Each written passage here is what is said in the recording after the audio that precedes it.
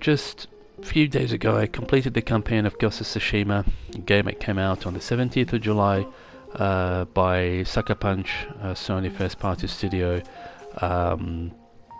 And it's one of these games, one of the very few games. Primarily I play single player story driven campaigns. That's what I do. That's my relationship with gaming. I really rarely jump online, and usually I just complete a story and just start another. But this game, I got the story and I just wanted to keep going. So in about 2-3 days ago, I completed the entire game. Got the platinum trophy for it. And while playing it, I was constantly thinking that I might actually take a few minutes and talk to you about how phenomenal this game is. One of the best open world titles that came out initially when I was playing it, at least this year, and I was thinking probably in recent years, and maybe the last 3, 4, even 5 years. We had a lot of great open world titles, but this one stands unique. It's kind of different. So I wanted to talk to you about it, and I would love to see how people reacted to playing the game, what kind of perceptions that you got from experience in this game. And if you've never played it, well, here you go. Spoiler alert, I'll be talking about some game details in this review. So Ghost of Tsushima is a story about Jin Sakai, who's a samurai during the Mongol invasion of Japan. It is based on true events, so the history of the Mongol expansion did include a lot of aggression towards Asia. That's China, Korea, and this is how they launched attacks on Japan. And what's also true about it is that the island of Tsushima was the first stepping stone towards invading the entirety of Japan. So the story evolves around an unlikely samurai who's Jin Sakai and his band of unexpected heroes that you come to encounter during the game. So basically you'd be making friends of people, like everyday life type of people. Some of them are very humble, some of them even outlaws, farmers, swordsmiths, and so on. And you galvanize all these groups to rally your people against the Mongol invaders. That's basically the core of the story. Of course, there is a very rich drama galore family, including how a samurai should be always keeping a code of honor and respecting opponents, and so on, that Jin Sakai kind of challenges in the course of this game, and resort to the fact that battle is battle and you have to use all the means available to you to win. So that's basically the narrative about the story of Ghost of Tsushima. I felt the cooperation of historical facts was done brilliantly. So obviously Sucker Punch did a lot of research on what happened in that period of time, the Mongol invasion of, I believe it was the 13th century, or the attempt of invading Japan, because obviously they stopped at the island of Tsushima and failed to invade the entirety of the nation. So there you go. That's basically a bit about the story of the game.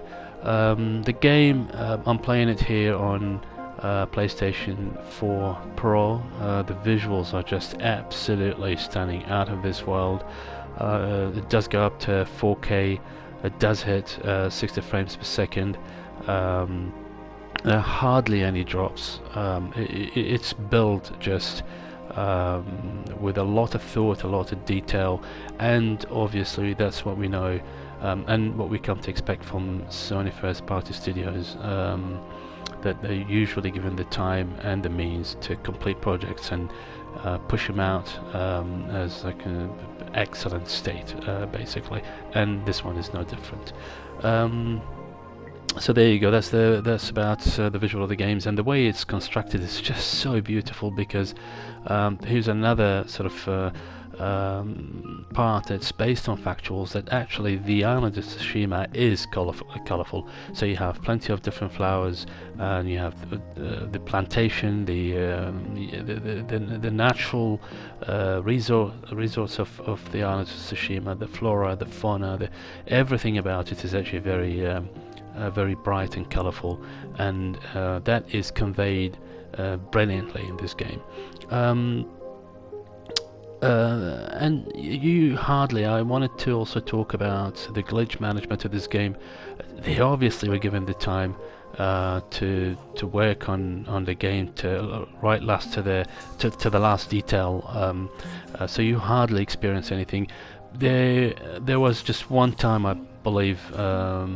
It happened to me, at least. I don't know if you guys experienced it more than once. Leave me a comment in the section below. But I felt it only once, that there was a dialogue that was overlapped. So basically, I'd be doing something, I'd be talking to one of the characters of the game, and then that dialogue is interrupted by another sort of important information that the game wants you to know, and so they were like the sound of the characters talking to you, they'd be overlapping, and it happened to me. It happened only once, but apart from that, the game is entirely clean. The way it's built is just absolutely gorgeous. And I didn't experience anything apart from that just tiny glitch somewhere in the middle of the game. The game also introduces a very interesting upgrade management of the character himself. It wants you to know a bit about the island tradition, about the Japanese tradition at the time. So you have different types of outfits, and each outfit is upgradable. And once upgraded, some outfits will help you to find hidden places, others would help you to remain in stealth for longer, and so on. And I thought that was very smart. And obviously there's an excellent weapon upgrade, and all the samurai combat tools or combat weapons, stuff like such as smoke bombs or sticky bombs, and so on. Also, I wanted to talk a bit about the combat. I was reading, I think it was an article on one of the sites, and some of the guys were asking if the combat is anything like Dark Souls, and the clear, straight answer to that is absolutely no. That's one of the things probably I would look back on the game and I maybe think the combat actually could have been a bit more difficult, a bit more challenging. The opponents, we probably had maybe different type of moves where they can hurt you, instead of the stuff they do, which are very predictable and easy to read. So for me, the combat is excellent, is really rewarding, and at some point is really addictive. So I found myself, you have these duels basically against opponents, and at some point of the game I found myself looking for these duels so much I wanted to just to keep improving my combat skills. But overall, they have nothing to do, well, the combat of the game has nothing to do with Dark Souls or anything related to that genre, stuff like Sekiro or Nioh or whatever. No, it's very far away from it. If you're used to having heavy type of combat, stuff like Dark Souls and stuff, then you'll find this very, very easy. So that's about it really. That's what the points I wanted to talk about, but above all really I wanted to see what people thought of the game. So if you're kind enough to leave me a comment in the section below to see what, especially the negative part. I've read few reviews by reviewers of Metacritics. Metacritics I think gave it something like 83, but I really failed to see why the overall score of reviewers got to 83 and not higher than that, because most of the people actually praised the game. It's exactly what I'm doing here, but yet it got 83, not more.